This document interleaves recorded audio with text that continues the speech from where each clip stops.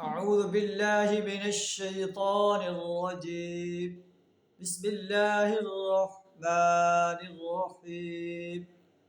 وإن الله ربي وربكم فاعبدوه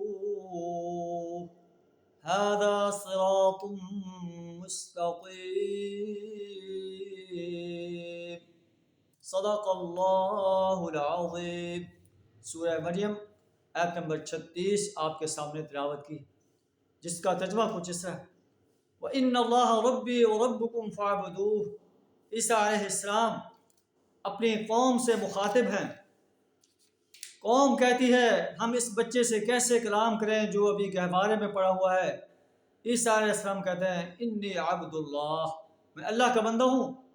اللہ نے مجھے کتاب عطا کی ہے، مجھے نبوت عطا کی ہے، مجھے بابرکت بنایا جہاں بھی میں رہوں، مجھے نماز اور زکوٰۃ کی پابندی کا حکم دیا، اور جب تک میں زندہ رہوں مجھے اپنی والدہ کے ساتھ احسان کا حکم دیا کہ اس کے ساتھ نیکی کرتا رہوں.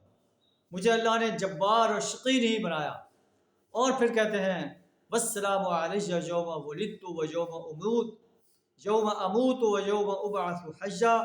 مجھ پر سلامتی ہو جب میں پیدا ہوا، جب مروں گا، اور جب زندہ کر کے اٹھایا جاؤں گا.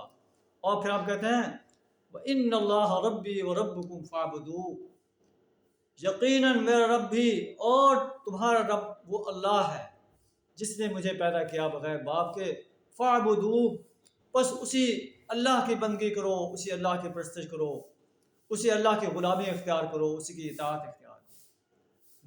میں خدا نہیں. عیسائی جو کہتا ہے کہ عیسیٰ علیہ السلام اللہ کے بیٹے ہیں، یہ بھی خدا ہیں. وہ کہتے ہیں ان اللہ ربی و ربکم فاعبدوہ، بے شک اللہ میرا رب ہے، تمہارا بھی رب ہے، اس کی بندگی کرو. ھذا صراط مستقیم، یہ سیدھا راستہ ہے. اللہ سے دعا ہمیں بھی اپنی ہی بندگی، اپنی ہی غلامی، اپنی ہی اطاعت کرنے کی توفیق عطا فرمائے، اپنی حاکمیت کو تسلیم کرنے اور اپنی حاکمیت کو قائم کرنے کے لیے جد و جہد کرنے کی جرأت عطا فرمائے. وآخر دعوانا الحمد للہ رب العالمین.